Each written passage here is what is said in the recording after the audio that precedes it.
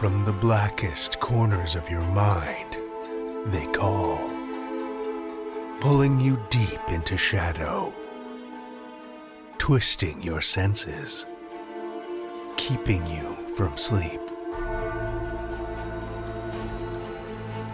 It's time to face your darkest fears. This is Tales to Terrify.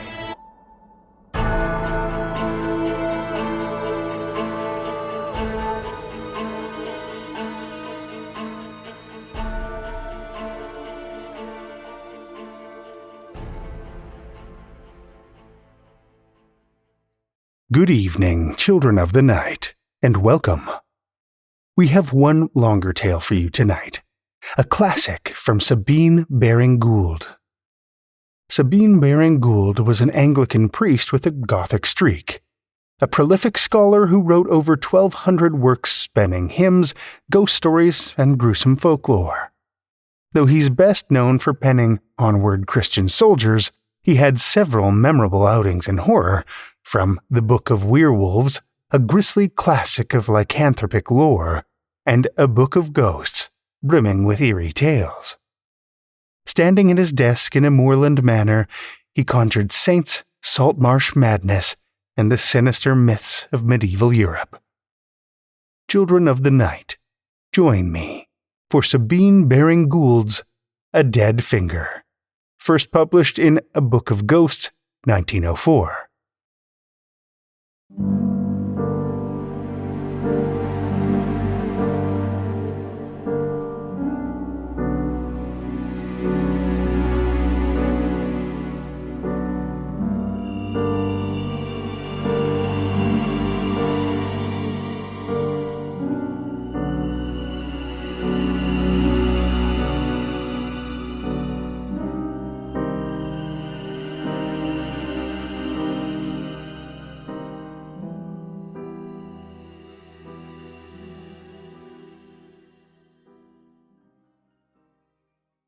Chapter 1.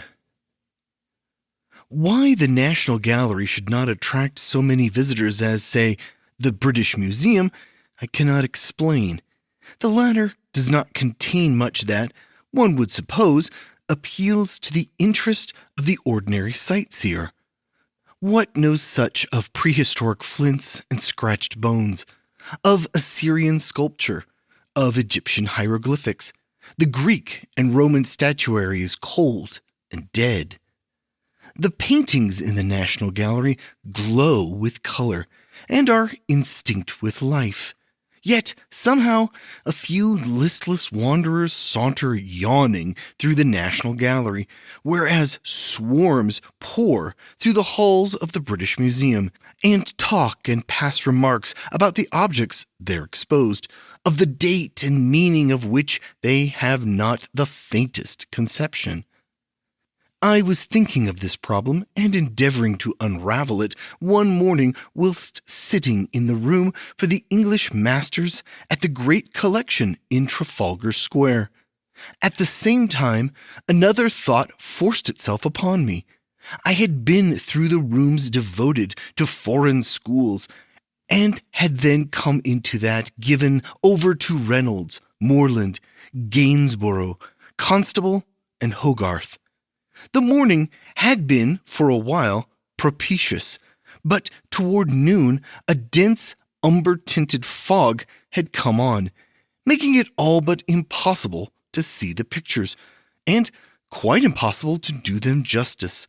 I was tired, and so seated myself on one of the chairs and fell into the consideration, first of all, of why the National Gallery is not as popular as it should be, and, secondly, how it was that the British school had no beginnings, like those of Italy and the Netherlands. We can see the art of the painter from its first initiation in the Italian peninsula and among the Flemings. It starts on its progress like a child, and we can trace every stage of its growth. Not so with English art. It springs to life in full and splendid maturity. Who were there before Reynolds and Gainsborough and Hogarth? The great names of these portrait and subject painters who have left their canvases upon the walls of our country houses were those of foreigners: Holbein, Kneller, Van Dyck, and Lillet for portraits, and Monnoyer for flower and fruit pieces. Landscapes, figure subjects were all importations, none homegrown. How came that about? Was there no limner that was native? Was it that fashion trampled on homegrown pictorial beginnings as it flouted and spurned native music? Here was food for contemplation. Dreaming in the brown fog, looking through it without seeing its beauties, at Hogarth's painting of Lavinia Fenton as Polly Peachum, without wondering how so indifferent a beauty could have captivated the Duke of Bolton and held him for 30 years, I was recalled to myself and my surroundings by the strange conduct of a lady who had seated herself on a chair near me, also discouraged by the fog and awaiting its dispersion. I had not noticed her particularly. At the present moment, I do not remember particularly what she was like. So far as I can recollect, she was middle-aged, and was quietly yet well-dressed.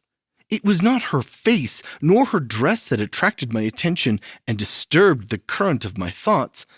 The effect I speak of was produced by her strange movements and behavior. She had been sitting listless, probably thinking of nothing at all, or nothing in particular, when, in turning her eyes round and finding that she could see nothing of the paintings, she began to study me. This did concern me greatly. A cat may look at a king, but to be contemplated by a lady is a compliment sufficient to please any gentleman. It was not gratified vanity that troubled my thoughts, but the consciousness that my appearance produced, first of all, a startled surprise, then undisguised alarm, and finally, indescribable horror. Now a man can sit quietly leaning on the head of his umbrella and glow internally, warmed and illumined by the consciousness that he is being surveyed with admiration by a lovely woman. Even when he is middle-aged and not fashionably dressed, but no man can maintain his composure when he discovers himself to be an object of aversion and terror. What was it? I passed my hand over my chin and upper lip, thinking it not impossible that I might have forgotten to shave that morning, and in my confusion, not considering that the fog would prevent the lady from discovering neglect in this particular, had it occurred, which it had not. I am a little careless, perhaps, about shaving when in the country, but when in town, never. The next idea that occurred to me was a smut. Had a London black, curled in that dense pea-soup atmosphere, descended on my nose and blackened it? I hastily drew my silk handkerchief from my pocket, moistened it, and passed it to my nose, then to each cheek. I then turned my eyes into the corners and looked at the lady, to see whether by this means I had got rid of what was objectionable in my personal appearance. Then I saw that her eyes, dilated with horror, were riveted not on my face, but on my leg. My leg? What on earth could that harmless member have in it so terrifying? The morning had been dull. There had been rain in the night, and I admit that on leaving my hotel I had turned up the bottoms of my trousers. That is a proceeding not so uncommon, not so outrageous as to account for the stony stare of this woman's eyes. If that were all, I would turn my trousers down. Then I saw her shrink from the chair on which she sat to one further removed from me, but still with her eyes fixed on my leg, about the level of my knee. She had let fall her umbrella and was grasping the seat of her chair with both hands as she backed from me. I need hardly say that I was greatly disturbed in mind and feelings, and forgot all about the origin of the English schools of painters and the question why the British Museum is more popular than the National Gallery. Thinking that I might have been spattered by a hansom whilst crossing Oxford Street, I passed my hand down my side hastily with a sense of annoyance, and all at once touched something cold, clammy, that sent a thrill into my heart and made me start and take a step forward. At the same moment, the lady, with a cry of horror, sprang to her feet and, with raised hands, fled from the room, leaving her umbrella where it had fallen. There were other visitors to the picture gallery besides ourselves, who had been passing through the saloon, and they turned at her cry and looked in surprise after her. The policeman stationed in the room came to me and asked what had happened. I was in such agitation that I hardly knew what to answer. I told him that I could explain what had occurred little better than himself. I had noticed that the lady had worn an odd expression and had behaved in most extraordinary fashion, and that he had best take charge of her umbrella and wait for her return to claim it. This questioning by the official was vexing, as it prevented me from at once and on the spot investigating the cause of her alarm and mine. Hers at something she must have seen on my leg, and mine at something I had distinctly felt creeping up my leg. The numbing and sickening effect on me of the touch of the object I had not seen was not to be shaken off at once. Indeed, I felt as though my hand were contaminated, and that I could have no rest till I had thoroughly washed the hand, and, if possible, washed away the feeling that had been produced. I looked on the floor, I examined my leg, but saw nothing. As I wore my overcoat, it was probable that in rising from my seat, the skirt had fallen over my trousers and hidden the thing, whatever it was. I therefore hastily removed my overcoat and shook it. Then I looked at my trousers. There was nothing whatever on my leg, and nothing fell from my overcoat when shaken. Accordingly, I reinvested myself and hastily left the gallery, then took my way as speedily as I could, without actually running, to Charing Cross Station and down the narrow way leading to the Metropolitan, where I went into Faulkner's bath and hairdressing establishment and asked for hot water to thoroughly wash my hand and well soap it. I bathed my hand in water as hot as I could endure it, employed carbolic soap, and then, after having a good brush down, especially on my left side where my hand had encountered the object that had so affected me, I left. I had entertained the intention of going to the Princess's Theatre that evening and of securing a ticket in the morning, but all thought of theatre going was gone from me. I could not free my heart from the sense of nausea and cold that had been produced by the touch. I went to Gatti's to have lunch and ordered something, I forget what, but when served, I found my appetite was gone. I could eat nothing. The food inspired me with disgust. I thrust it from me untasted and, after drinking a couple of glasses of claret, left the restaurant and returned to my hotel. Feeling sick and faint, I threw my overcoat over the sofa back and cast myself on the bed. I do not know that there was any particular reason for my doing so, but as I lay, my eyes were on my greatcoat. The density of the fog had passed away, and there was light again, not of first quality, but sufficient for a Londoner to swear by, so that I could see everything in my room, though through a veil darkly. I do not think my mind was occupied in any way. About the only occasions on which, to my knowledge, my mind is actually passive or inert is when crossing the channel in the foam from Dover to Calais, when I am always, in every weather, abjectly seasick and thoughtless. But as I now lay on my bed, uncomfortable, squeamish, without knowing why, I was in the same inactive mental condition, but not for long. I saw something that startled me. First, it appeared to me as if the lappet of my overcoat pocket were in movement, being raised. I did not pay much attention to this, as I supposed that the garment was sliding down to the seat of the sofa from the back, and that this displacement of gravity caused the movement I observed. But this, I soon saw, was not the case. That which moved the lappet was something in the pocket that was struggling to get out. I could see now that it was working its way up the inside, and that when it reached the opening, it lost balance and fell down again.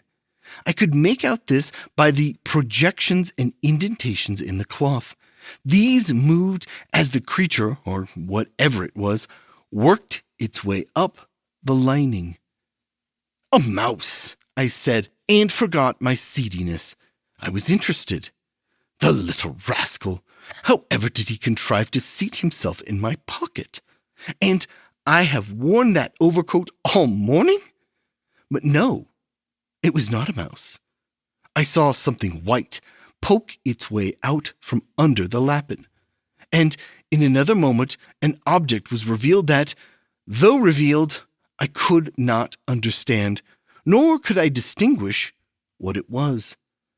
Now roused by curiosity, I raised myself on my elbow. In doing this, I made some noise. The bed creaked. Instantly, the something dropped on the floor, lay outstretched for a moment to recover itself, and then began, with motions of a maggot, to run along the floor. There is a caterpillar called the measurer, because, when it advances, it draws its tail up to where its head is and then throws forward its full length and again draws up its extremity, forming at each time a loop and with each step measuring its total length. The object I now saw on the floor was advancing precisely like the measuring caterpillar. It had the color of a cheese maggot and in length was about 3.5 inches. It was not, however, like a caterpillar, which is flexible throughout its entire length, but this was, as it seemed to me, jointed in 2 places, one joint being more conspicuous than the other. For some moments I was so completely paralyzed by astonishment that I remained motionless, looking at the thing as it crawled along the carpet, a dull green carpet with darker green, almost black, flowers in it.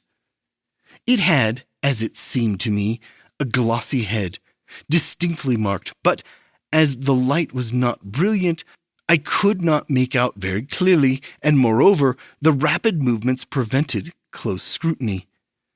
Presently, with a shock still more startling than that produced by its apparition at the opening of the pocket of my greatcoat, I became convinced that what I saw was a finger, a human forefinger, and that the glossy head was no other than the nail. The finger did not seem to have been amputated. There was no sign of blood or laceration where the knuckle should be, but the extremity of the finger, or root rather, faded away to indistinctiveness, and I was unable to make out the root of the finger. I could see no hand, no body behind this finger, nothing whatever, except a finger that had little token of warm life in it, no coloration as though blood circulated in it, and this finger was in active motion, creeping along the carpet toward the wardrobe that stood against the wall by the fireplace. I sprang off the bed and pursued it. Evidently, the finger was alarmed, for it redoubled its pace, reached the wardrobe, and went under it. By the time I had arrived at the article of furniture, it had disappeared. I lit a Vesta match and held it beneath the wardrobe that was raised above the carpet by about 2 inches on turned feet, but I could see nothing more of the finger. I got my umbrella and thrust it beneath, and raked forwards and backwards, right and left, and raked out flue and nothing more solid. Chapter 2. I packed my portmanteau next day and returned to my home in the country. All desire for amusement in town was gone, and the faculty to transact business had departed as well. A languor and qualms had come over me, and my head was in a maze. I was unable to fix my thoughts on anything. At times I was disposed to believe that my wits were deserting me. At others, that I was on the verge of a severe illness. Anyhow, whether likely to go off my head or not, or take to my bed, home was the only place for me, and homeward I sped accordingly. On reaching my country habitation, my servant, as usual, took my portmanteau to my bedroom, unstrapped it, but did not unpack it. I object to his throwing out the contents of my Gladstone bag. Not that there is anything in it he may not see, but that he puts my things where I cannot find them again. My clothes, he is welcome to place them where he likes and where they belong, and this latter he knows better than I do. But then I carry about with me other things than a dress suit and changes of linen and flannel. There are letters, papers, books, and the proper destinations of these are known only to myself. A servant has a singular and evil knack of putting away literary matter and odd volumes in such places that it takes the owner half a day to find them again. Although I was uncomfortable and my head in a whirl, I opened and unpacked my own portmanteau. As I was thus engaged, I saw something curled up in my collar box, the lid of which had got broken in by a boot heel impinging on it. I had pulled off the damaged cover to see if my collars had been spoiled, when something curled up inside suddenly rose on end and leapt, just like a cheese jumper, out of the box, over the edge of the Gladstone bag, and scurried away across the floor in a manner already familiar to me. I could not doubt for a moment what it was. Here was the finger again. It had come with me from London to the country. Whither it went in its run over the floor I do not know. I was too bewildered to observe. Somewhat later, towards evening, I seated myself in my easy chair, took up a book, and tried to read. I was tired with the journey, with the knocking about in town, and the discomfort and alarm produced by the apparition of the finger. I felt worn out. I was unable to give my attention to what I read, and before I was aware, was asleep. Roused for an instant by the fall of the book from my hands, I speedily relapsed into unconsciousness.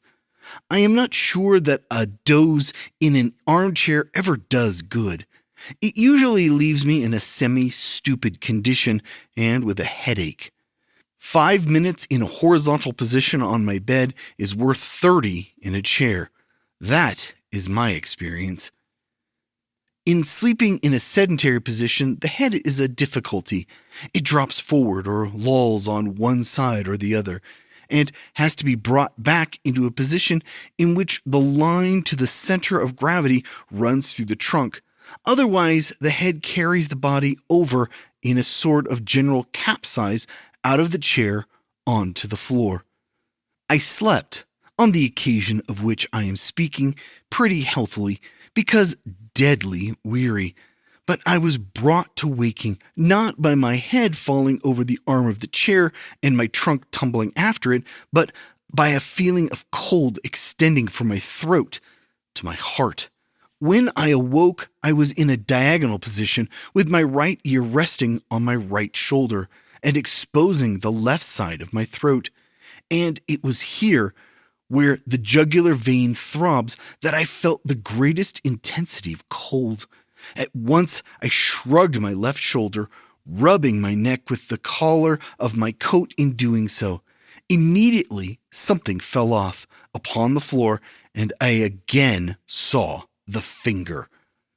My disgust, horror were intensified when I perceived that it was dragging something after it, which might have been an old stocking, and which I took at first glance for something of the sort. The evening sun shone in through my window in a brilliant golden ray that lighted the object as it scrambled along. With this illumination, I was able to distinguish what the object was. It is not easy to describe it, but I will make the attempt. The finger I saw was solid and material. What it drew after it was neither, or was in a nebulous protoplasmic condition. The finger was attached to a hand that was curdling into matter and in the process of acquiring solidity.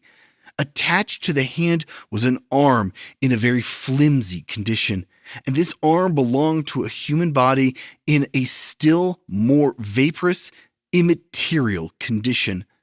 This was being dragged along the floor by the finger, just as a silkworm might pull after it the tangle of its web.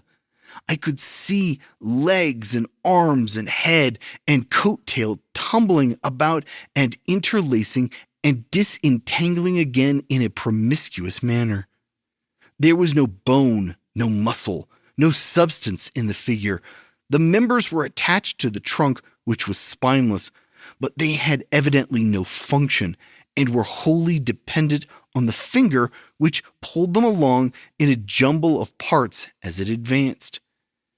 In such confusion did the whole vaporous matter seem that I cannot say for certain it was so, but the impression left on my mind was that one of the eyeballs was looking out at a nostril and the tongue lolling out of one of the ears. It was, however, only for a moment that I saw this germ body. I cannot call by any other name that which had not more substance than smoke. I saw it only so long as it was being dragged athwart the ray of sunlight. The moment it was pulled jerkily out of the beam into the shadow beyond, I could see nothing of it, only the crawling finger. I had not sufficient moral energy or physical force in me to rise, pursue, and stamp on the finger and grind it with my heel into the floor.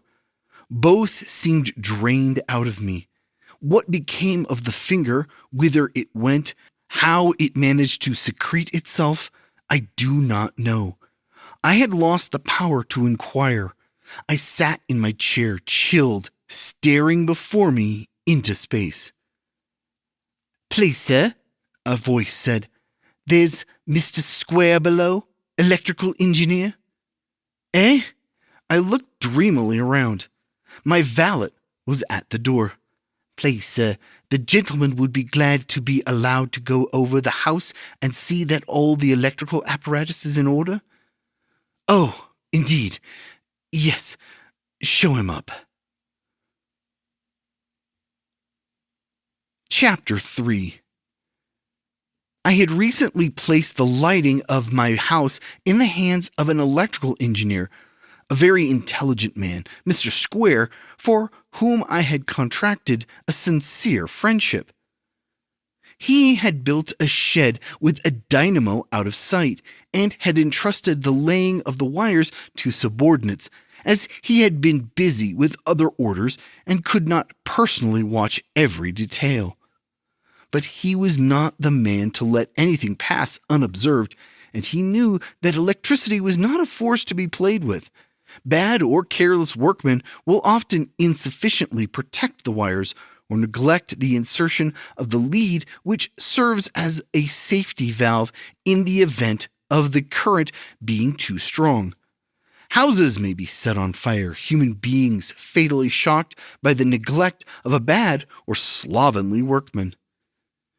The apparatus for my mansion was but just completed, and Mr. Square had come to inspect it and make sure that all was right.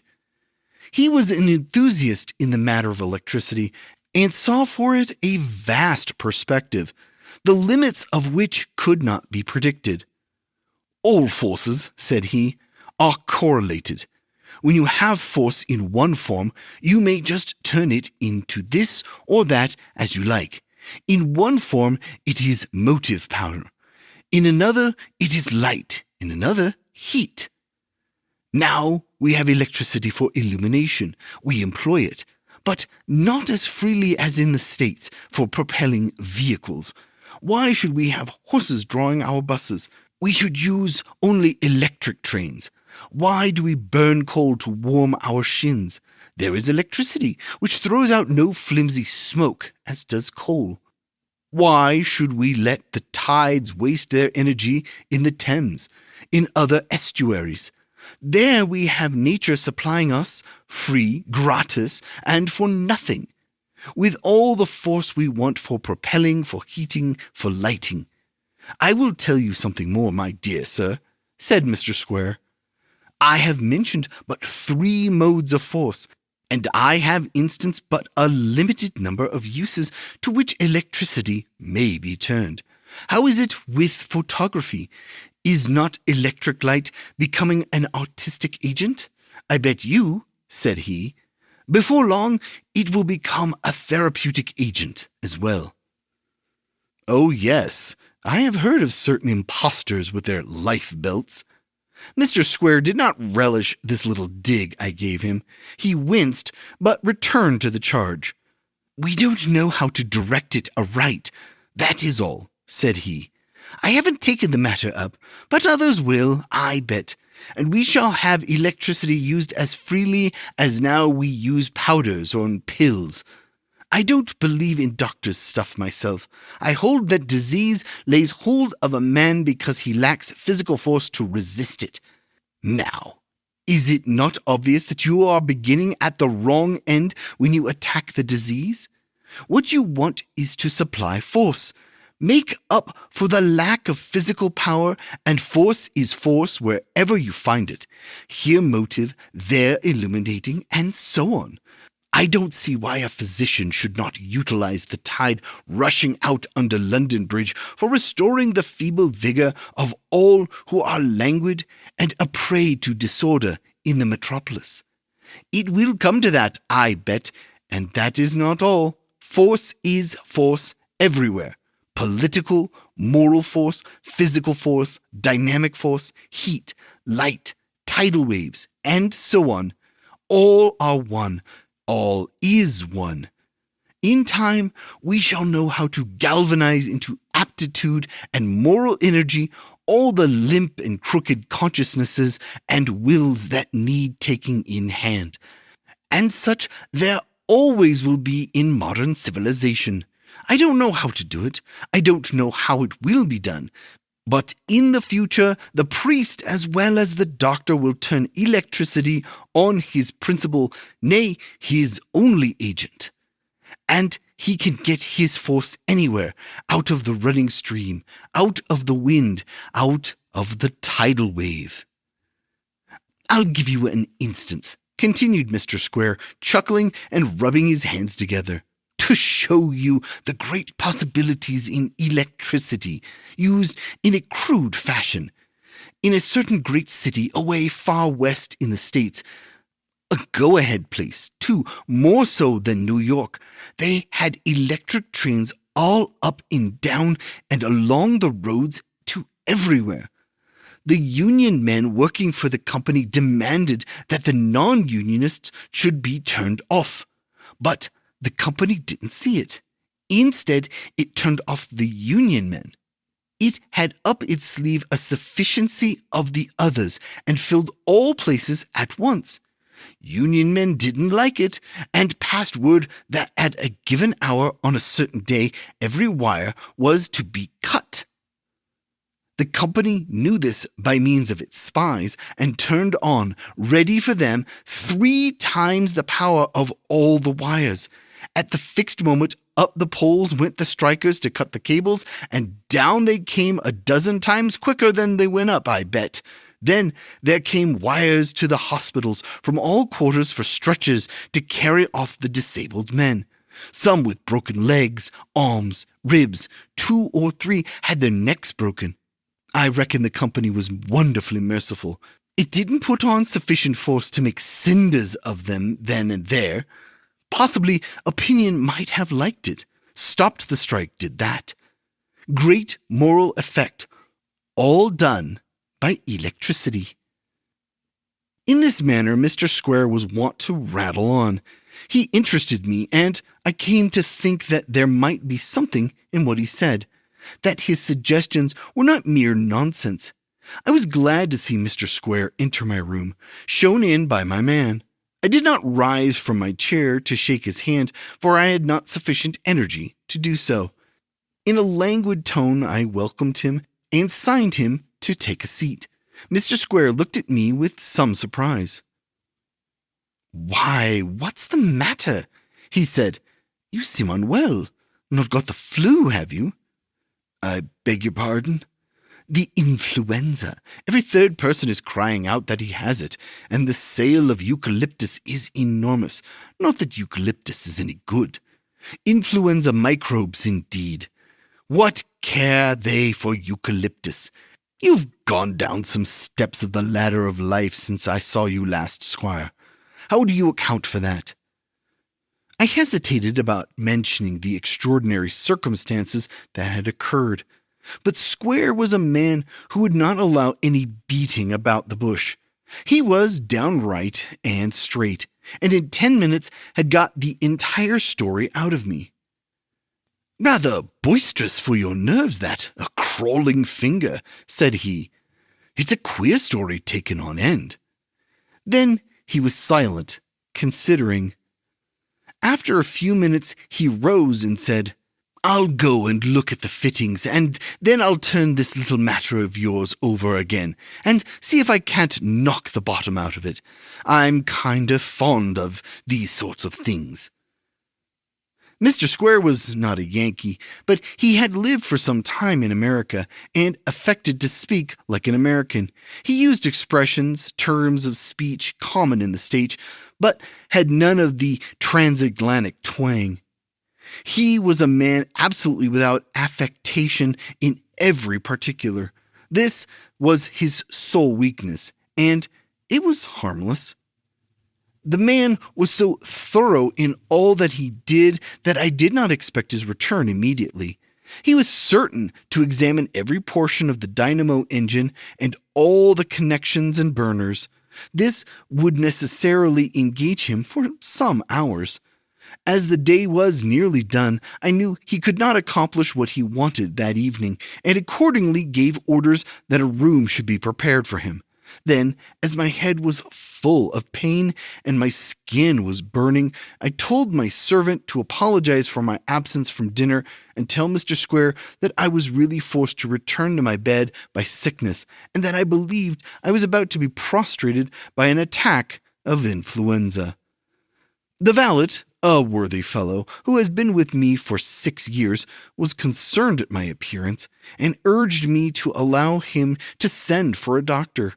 I had no confidence in the local practitioner, and if I sent for another from the nearest town, I should offend him, and a row would perhaps ensue, so I declined. If I were really in for an influenza attack, I knew about as much as any doctor how to deal with it.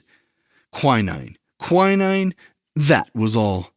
I bade my man light a small lamp, lower it so as to give sufficient illumination to enable me to find some lime juice at my bed head and my pocket handkerchief, and to be able to read my watch. When he had done this, I bade him leave me.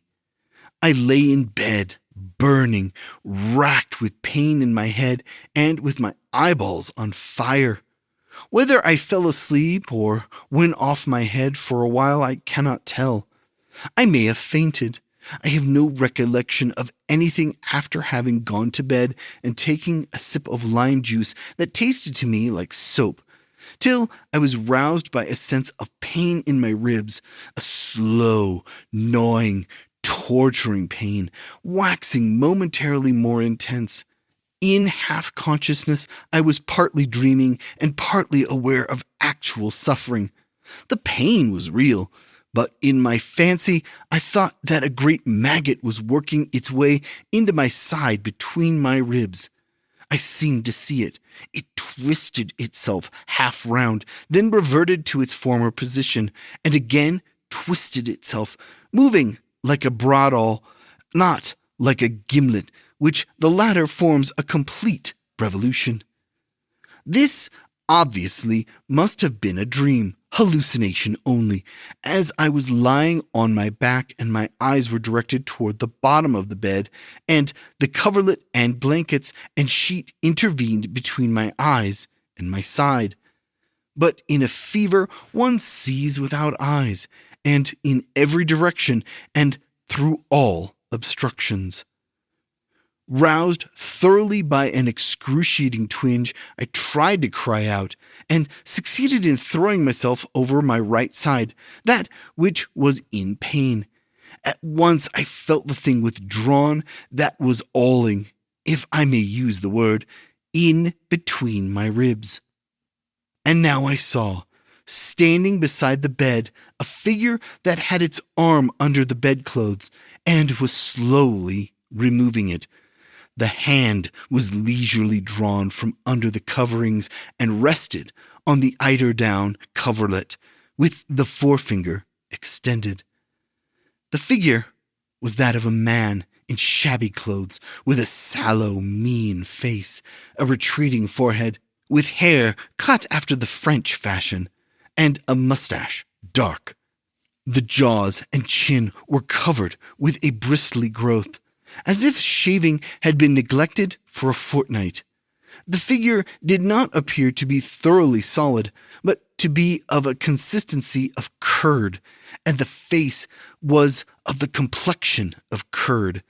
As I looked at this object, it withdrew, sliding backward in an odd sort of manner, and as though overweighted by the hand, which was the most substantial, indeed the only substantial portion of it. Though the figure retreated stooping, yet it was no longer huddled along by the finger, as if it had no material existence. If the same, it had acquired a consistency and a solidity which it did not possess before. How it vanished I do not know, nor whither it went. The door opened, and Square came in. "What?" he exclaimed with cheery voice. "Influenza, is it?" "I don't know. I think it's that finger again."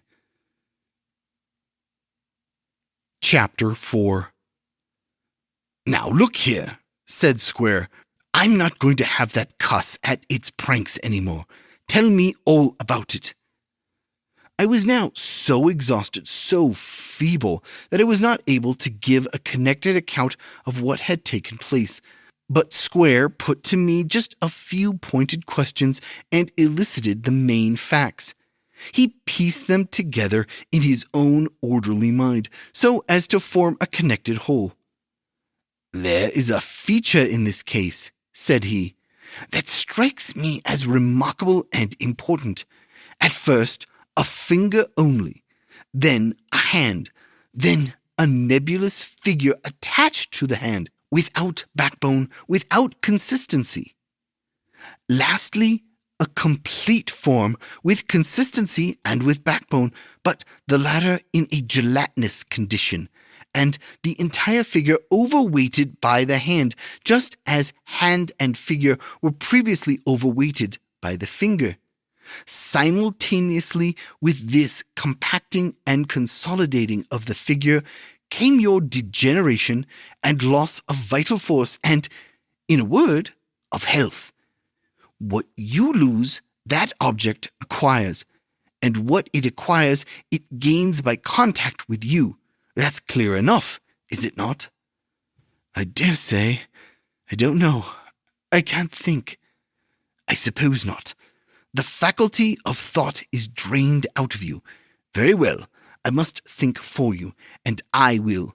Force is force, and see if I can't deal with your visitant in such a way as will prove just as truly a moral dissuasive as that employed on the union men on strike in... Never mind where it was. That's not the point. Will you kindly give me some lime juice? I entreated. I sipped the acid draught, but without relief. I listened to Square, but without hope. I wanted to be left alone. I was weary of my pain, weary of everything, even of life. It was a matter of indifference to me whether I recovered or slipped out of existence. It will be here again shortly, said the engineer. As the French say, l'appétit vient en mangeant. It has been at you thrice. It won't be content without another peck. And if it does get another, I guess it will pretty well about finish you. Mr. Square rubbed his chin and then put his hands into his trouser pockets. That also was a trick acquired in the States, an inelegant one. His hands, when not actively occupied, went into his pockets. Inevitably, they gravitated thither. Ladies did not like Square. They said he was not a gentleman. But it was not that he said or did anything off color, only he spoke to them, looked at them, walked with them, always with his hands in his pockets. I have seen a lady turn her back on him deliberately because of this trick. Standing now with his hands in his pockets, he studied my bed and said contemptuously, "Old-fashioned and bad four-poster. Oughtn't to be allowed, I guess. Unwholesome all the way round." I was not in a condition to dispute this. I like a four-poster with curtains at the head and feet. Not that I ever draw them, but it gives a sense of privacy that is wanting in one of your half-tester beds. If there is a window at one's feet, one can lie in bed without the glare in one's eyes, and yet without darkening the room by drawing the blinds. There is much to be said for a four-poster, but this is not the place in which to say it. Mr. Square pulled his hands out of his pockets and began fiddling with the electric point near the head of my bed, attached a wire, swept it in a semicircle along the floor, and then thrust the knob at the end into my hand in the bed. "Keep your eyes open," said he, "and your hand shut and covered. If that finger comes again tickling your ribs, try it with the point. I'll manage the switch from behind the curtain." Then he disappeared. I was too indifferent in my misery to turn my head and observe where he was. I remained inert, with the knob in my hand and my eyes closed, suffering and thinking of nothing but the shooting pains through my head and the aches in my loins and back and legs. Some time probably elapsed before I felt the finger again at work at my ribs. It groped, but no longer bored. I now felt the entire hand, not a single finger, and the hand was substantial, cold and clammy. I was aware how, I know not, that if the finger point reached the region of my heart on the left side, the hand would, so to speak, sit down on it, with the cold palm over it, and that then immediately my heart would cease to beat, and it would be, as Square might express it, gone coon with me. In self-preservation, I brought up the knob of the electric wire against the hand, against one of the fingers, I think, and at once was aware of a rapping, squealing noise.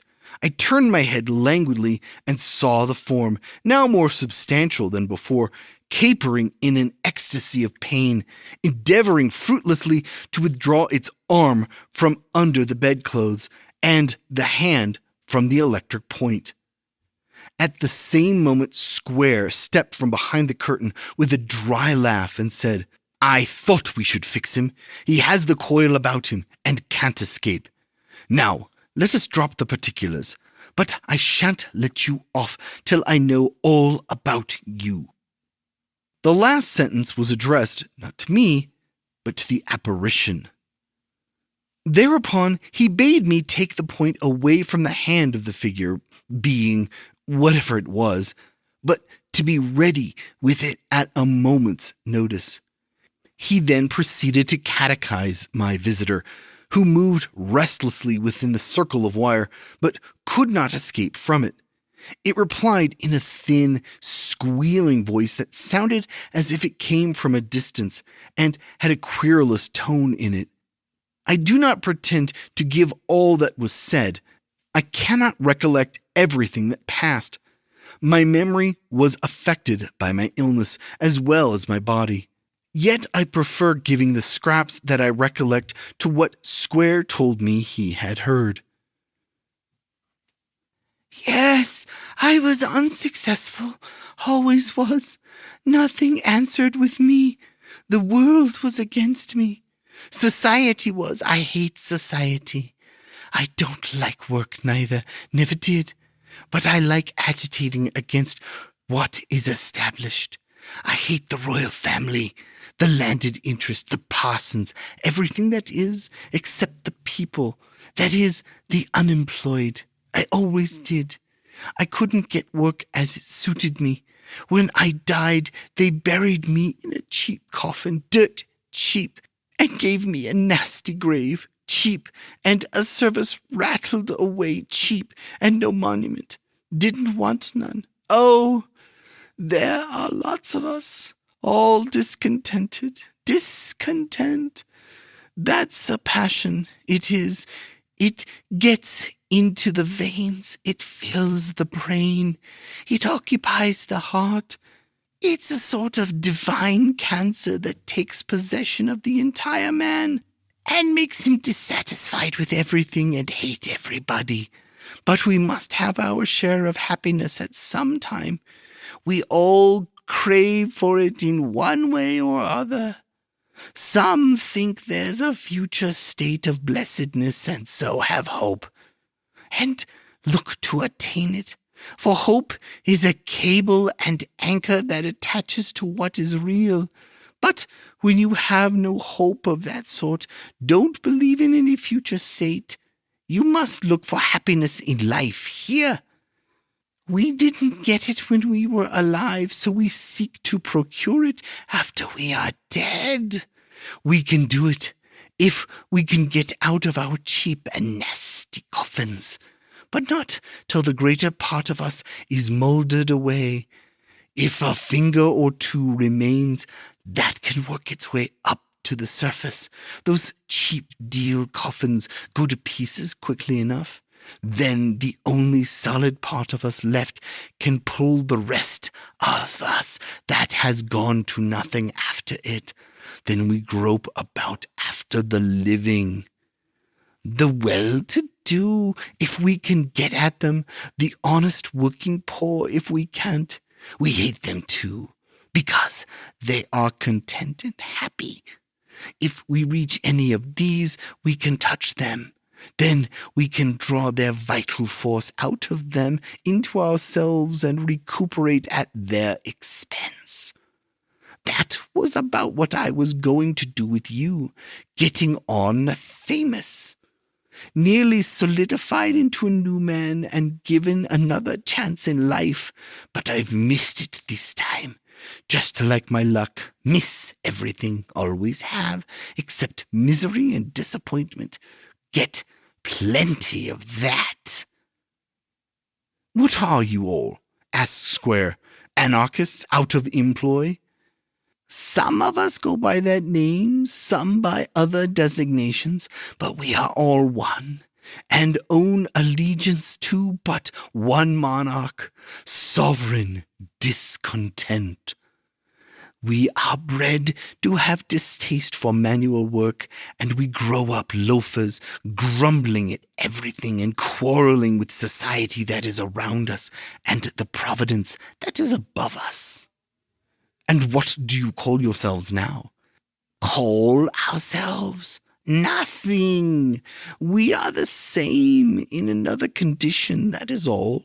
Folk once called us anarchists, nihilists, socialists, levelers. Now they call us the influenza. The learned talk of microbes and bacilli and bacteria. Microbes, bacilli, and bacteria be blowed. We are the influenza. We, the social failures, the generally discontented, coming up out of our cheap and nasty graves in the form of physical disease. We are the influenza. There you are, I guess, exclaimed Square triumphantly. Did I not say that all forces were correlated? If so, then all negations, deficiencies of force are one in their several manifestations. Talk of divine discontent as a force impelling to progress? Rubbish. It is a paralysis of energy. It turns all it absorbs to acid, to envy, spite, gall. It inspires nothing, but rots the whole moral system. Here you have it, moral, social, political discontent in another form, nay, aspect. That is all. What anarchism is in the body politic, that influenza is in the body physical. You see that? Yes, I believe I answered, and dropped away into the land of dreams. I recovered. What Square did with the thing I know not, but believe that he reduced it again to its former negative and self-decomposing condition.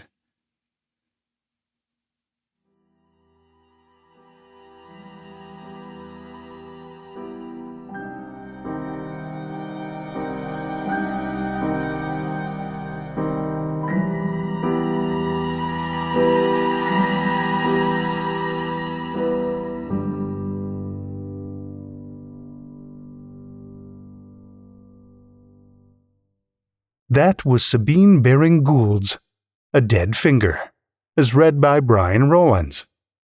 Brian Rollins is a voice actor residing in Denver, Colorado. He's voiced over a dozen audiobooks, including the popular Glenn and Tyler series. Horror fans will want to check out his narration for Ancient Enemies by Brian McKinley, a vampire political thriller. You can visit Brian at his website, thevoicesinmyhead.com, or on Twitter at Voices of Brian. Thank you, Brian.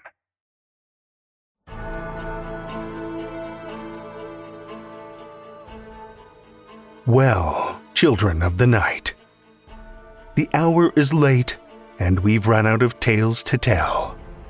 For now. Tales to Terrify is made possible by the tremendous generosity of our supporters on Patreon and PayPal. Incredible fans like Lestle Baxter, Amanda Carrillo, Amanda Gottfried, and Orion D. Hegre, whose generous support keeps these lights on and flickering ominously.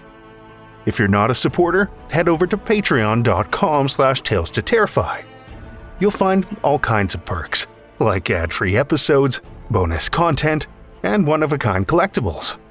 Every dollar goes back into this show, and we appreciate your support so much. Want another way to support the show that doesn't cost you a cent? Head over to Podchaser, Spotify, or Apple Podcasts and drop us a 5-star review.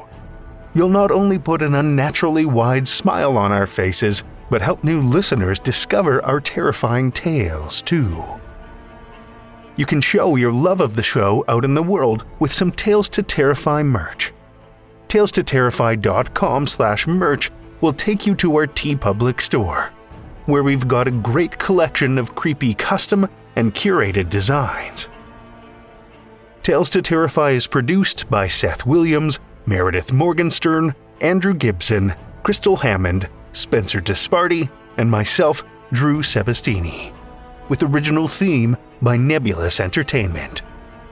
Tales to Terrify is distributed under a Creative Commons Attribution, Non-Commercial, No Derivatives license.